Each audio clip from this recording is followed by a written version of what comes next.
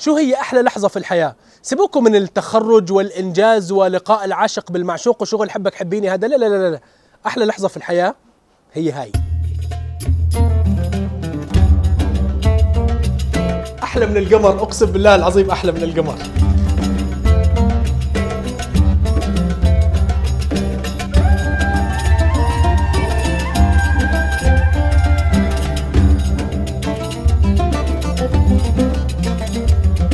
هاي هي أحلى لحظة في الحياة، وهي هي أزكى أكلة في الحياة.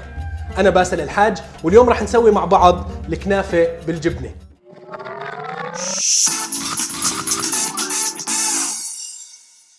مقادير الكنافة بسيطة جدا على فكرة، هم شغلتين يعني. شوف هالوصفة هالأكل اللي متجنن الدنيا كلياتها، كلها مقاديرين، اثنين مقادير. ايش هي؟ هم اثنين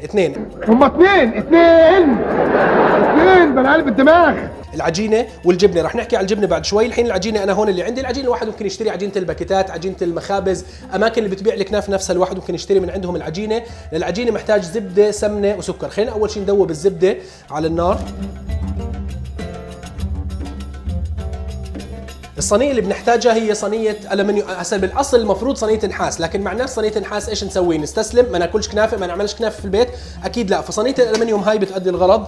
راح نحط عليها السمنة على وجه الكنافة. الحين هون لازم يكون في سمنة. الزبدة بتنحرق بسرعة أسرع من السمنة، فما راح تستحمل درجة الحرارة عالية عشان تطبخ الكنافة، فلازم نخلط الزبدة مع سمنة. هسه للأمانة في ناس بيستخدموا سمنة اول ذا واي، على كل شيء بحطوا سمنة. أنا شخصيا بحب مزيج الزبدة مع السمنة يا أخي، بيطلع لك طعم كتير زاكي، وأهم شغلة ما بتكونش كتير ثقيلة. الواحد بالعادة بشتري الكنافة من برا باكل قطعة واحدة بحس حاله حيموت بعديها. لا، هاي إن شاء الله بتقدر تاكل قطعة 2 5 27 مش مشكلة، بتقدر تكمل حياتك. حطينا تقريبا 5 معالق كبيره من السمنه. الحين في ناس بيستخدموا الفود كولر اللي هو عشان تطلع الكنافه برتقاليه. انا شخصيا مش كثير بفرق معي. في اللي احلى من الفود كولر. خلينا نحط لكم فود كولر، ها ولا حدا يزعل مني. نحط شويه فود كولر طبعا، لكن في اللي احلى من الفود كولر اللي الواحد ممكن يستخدمه ويطلع له مش بس لون كثير حلو. هذا السكر بيطلع لك لما ينحرق بيطلع لك في الكنافه لون بني كثير حلو. وغير عن هيك بعطيك القرشه، بعطيك هاي تذكروني فيها. هاي حتيجي من السكر، تذكروني فيها. الحين بدنا نخلط الأول شغلة السكر مع العجينة، نخلطه كويس، وبنحط عليها الزبدة وبنخلطهم كمان مرة، وبعدين بنحطهم على الصينية. كبسناها كويس. الحين نبدأ نحط الجبنة. الحين شو المقادير؟ الحين الناس اللي بيسألوا على مقادير الكنافة، شو هي مقادير الكنافة؟ ما في مقادير، مش عارف كيف أشرحها والله، جد بحكي ما بمزح يا جماعة. الكنافة تنفهم فهم، ما تنحفظ حفظ، لأنه لو حفظناها اختلف معانا بس حجم الصينية رحنا فيها. فخلينا نفهم المعادلة التالية. وزن العجينة اللي أنا استخدمتها نص كيلو، خلطت معاها ربع كيلو من الزبدة. قديش نحط عليها جبنة؟ كيلو. يعني فرضا نستخدم شوية رياضيات الواحد تعلمهم في حياته.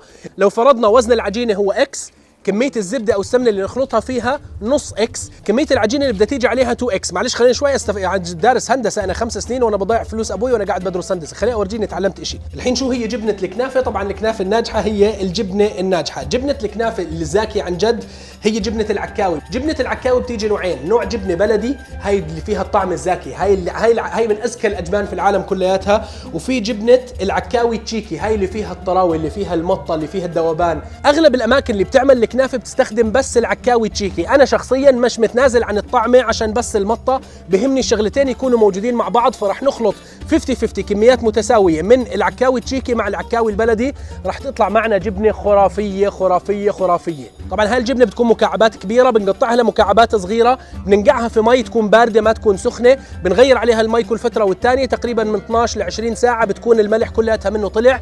بنحطها في الفود بروسيسور في الخلاط، بنفرمها هيك بتكون جاهزه ان نحطها على الكنافه. الحين الحلو في الموضوع، شوفوا انا هون محضر كيلو عجينه، عفوا كيلو جبنه ونص كيلو عجينه. ما استخدمت العجينه كلها طبعا لانه ما بدناش اياها تكون سميكه كثير، نص سنتيمتر تقريبا سمك الصدر يكون. الجبنه الزياده الحلو في الموضوع ايش بنقدر نسوي فيها؟ اذا عندكم فريزر في البيت ما بتحطوها في الفريزر، بتحطوها كلياتها على الصينيه. ما فيش اشي اسمه جبنه زياده، قد ما يكون في قد ما عندكم جبنه في البيت كلياته حطوها على الصينيه. في احلى من الكنافه تكون معبيه جبنه، تكون طافحه قد ما بتحبوا حالكم حطوا جبنه على الكنافه. مش راح احكي اكثر من هيك. بعد ما نجهز الصينيه، خلص الصينيه جاهزه انها تنطبخ. كيف راح تنطبخ يا جماعه؟ مشان الله اللي بحط صينيه الكنافه في الفرن انا بدي اذبحه، انا بدي اوصل له شو اسمه يا جماعه، حرام عليكم الدلع هذا كلياته نحطه في الفرن. مش بيتزا، هي مش بيتزا، حلاوه عبقريه فكره الكنافه كلياتها انها تنطبخ من تحت هيك، تجيها الحراره من تحت، تسخن السمنه اللي حطيناها اول شيء، بعدين تسخن العجين اللي صار معاها زبده، بعدين تسخن وتذوب الجبنه اللي قاعده بتدلع فوق يا بيي. هذه حلاوه الكنافه. حرام حرام حرام حرام حرام تحطوها في الفرن، حرام. ومحدش برضه يحكي انه لازم نستخدم عيون الغاز اللي بتنحط في المحلات. هي عندي على فكره عين الغاز تبعت الكنافه عندي في الحديقه، لكن عشان اورجيكم راح اعملها هون على عين الغاز الوحده هاي، علما انه في البيوت عيون الغاز هاي اللي جنب بعض لسه احسن واحسن، لكن اهم شغله نحطها على الاطراف، على الاطراف ما تيجي على النص. لو حطينا الكنافه والحراره في النص راح تنحرق الكنافه، راح ينحرق النص تبعها. شوفوا كيف راح نحطها بس على الاطراف، ومع هيك النص راح يستوي اكثر طرف في الكنافه كلياتها.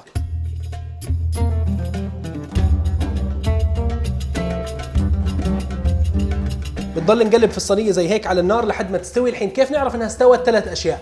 اول شغله تسارع في ضربات القلب لدى اللي قاعد بسويها، ويمكن الناس اللي حواليه كمان. والله بحكي جد يا جماعه، هذا مع كل الروائح اللي الواحد قاعد بشمها وقاعد المناظر اللي الواحد قاعد بشوفها، اذا قلبك ما صارش يدق بسرعه معناتها يا الكنافه خربانه يا ما انت مش كفؤ انك انت تكون واقف تعمل هاي الشغله.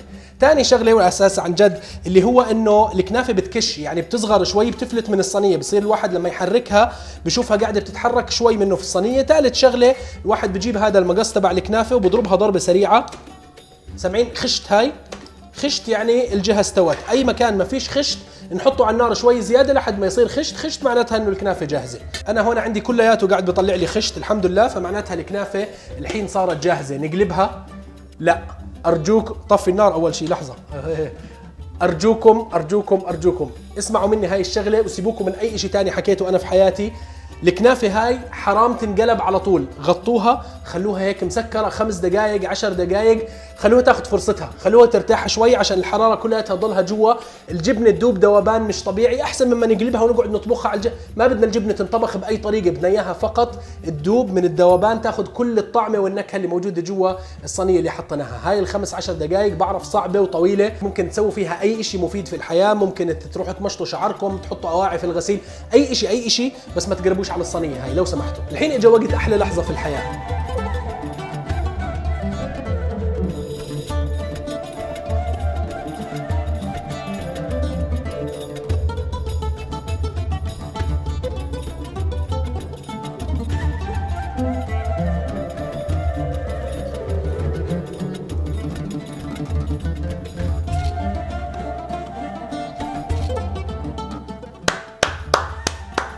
اخر خطوه هي التسقيف. هاي جزء من خطوات الكنافه اللي بتتسوى، لانه الواحد اي شيء سويتوه في الحياه وفخورين فيه حطوه على جنب. لما تسووا صينيه الكنافه هاي هيك انتم بايديكم، والله العظيم والله خلص بلاش احكي، انا بس ابلش اكل بعرفش ايش قاعد بخبص. المهم خلصت الحلقه. اللي عنده اي سؤال اي استفسار على موضوع الكنافه خصوصا موضوع الجبنه، في حكي طويل كتير عندي على انستغرام، ان شاء الله بجاوبكم على اي سؤال بدكم اياه. طبعا انا راح انتهز الفرصه، هي اول مره مش راح اكل لحالي، راح اكل معي الشباب اللي وراء الكاميرات. شباب تفضلوا تفضلوا تفضل، بدل الكاميرا بصحن كنافه، تفضلوا.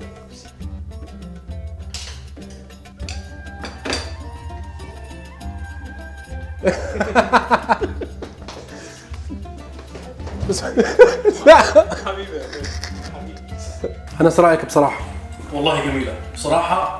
انت الجميل، انت الجميل، تسلم ايدك. محمد رايك بصراحه؟ على بيرفكت بالانس، مش تو سويت ولا ثقيله، فاهم؟ حلوه طعمها جميله. طعمها كيف بالله؟